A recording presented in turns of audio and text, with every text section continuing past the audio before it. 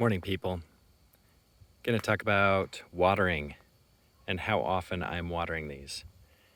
This is the Shangsu Jujube, and it is 5 feet high. It has grown a foot since I planted it, and it's been about a month and a half since I planted it. These guys right here and here are the apriums. That's what they're called. So these are the apriums, and they're looking okay.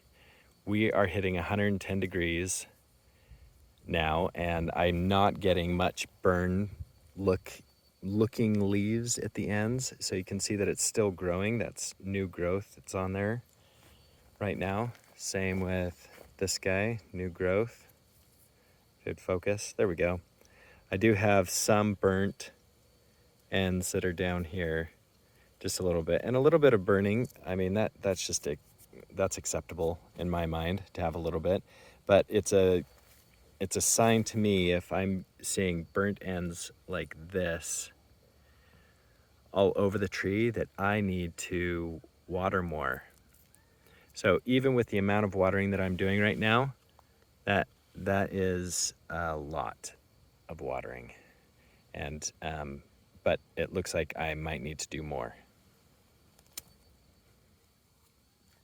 Okay, so how much am I watering? First off, I have these guys that are adjustable sprinkler heads. They can go anywhere from 4 to, I think, 20 gallons an hour, or maybe it's 2 to 20 gallons an hour.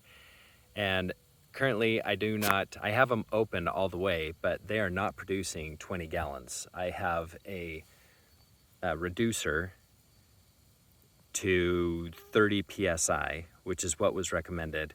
The downside to that is I am 20 feet above, and the line starts over there, comes across here, comes up the hill right here to this point, and then I have it dividing up. So the pressure is decreasing just with going 20 feet high, even with the regulator on, and these guys are set at full blast. And because they're set at full blast, I'm only actually getting about 4 gallons per half hour, so 8 gallons an hour.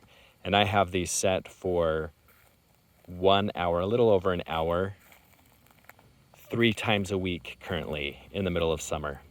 And that's especially with the heat. So I am going to increase it to about an hour and 15 minutes, hour and 20 minutes to be able to get a couple extra gallons. So how much is that per tree that I have going on here? We still have good growth on these pluaries. These guys are looking really good. So if I am getting a little bit of brown on this aprium, that means I need to water more, and I'm not getting any brown on these. I can adjust the nozzles to decrease the watering or just add the watering altogether, which is what I think I will end up doing. So 816, 24 gallons a week is what I am currently producing for all of these fruit trees. And they are growing pretty good.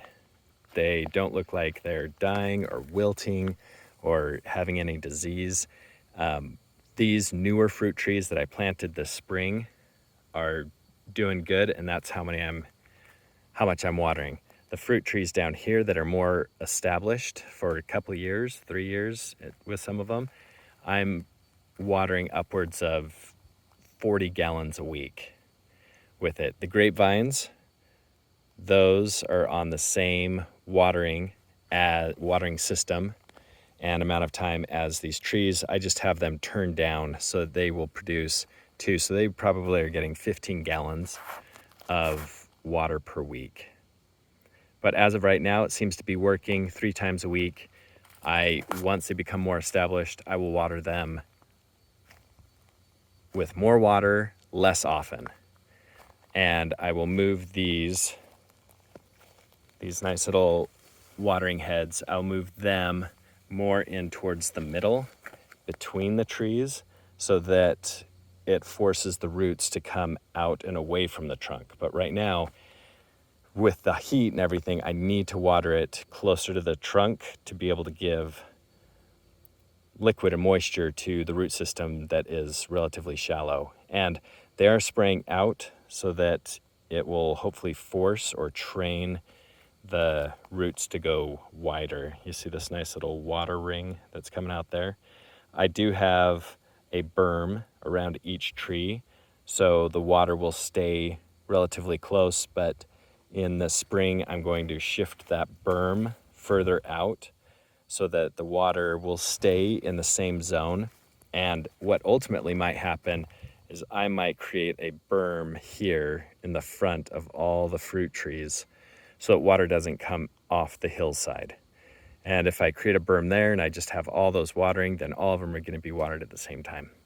So I hope that that makes sense with watering. The reason why I didn't do the individual drip irrigations is because then I'd have to set a drip here and a drip on the other side, and that forces root growth right around the drip.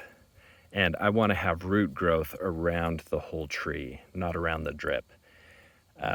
We get some pretty high winds, and in the past when I've had drips or bubblers at one location, the roots came down there and I had a crosswind and it would deroot some of my trees, which is not very good. But now that I have sandy soil in there and I'm watering this way, it's establishing a good root system for each of the fruit trees.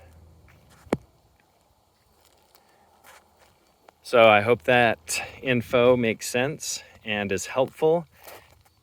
This is the Spice Z Nectaplum. It's red on the tips. That's one of the beautiful things of this tree. So there's no death that is really occurring. The most important thing, I think, hi pomegranates, these persimmons.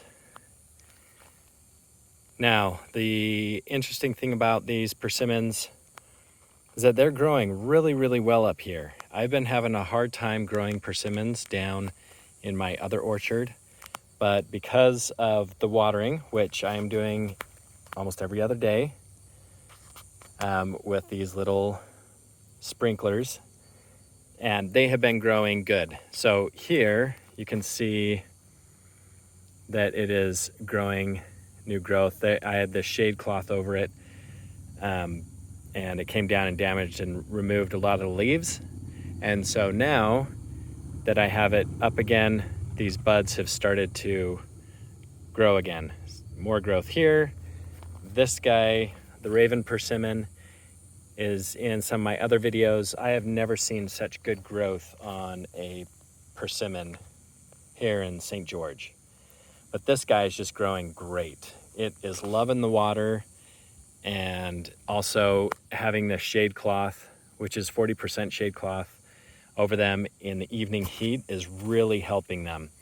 Before I put the shade cloth up, it looked just like these dark leaves and kind of curled up and burning on the edges. But since putting up this shade cloth, I've been able to get new growth. And again, this shade cloth is just temporary for this first year to get them equipped and ready for the heat that will occur next year. So I hope the watering info will help out. If you increase your watering and you are still getting burnt edges like this, and they are new trees, I would highly recommend putting shade cloth over it. The other alternative is just water every single day until you get good growth.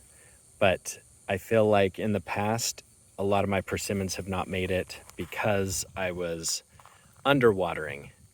I wasn't watering every single day, and I have replaced this soil with a sandy type soil.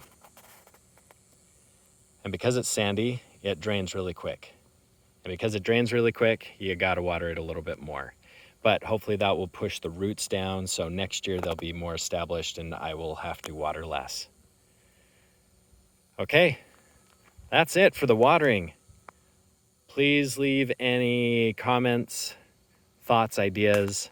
That would be great. I'm really liking the sprinkler method versus the drip lines, just because I can get a little bit more water out in less time and I don't have to leave my drip lines on for 3 hours to get the same amount of watering.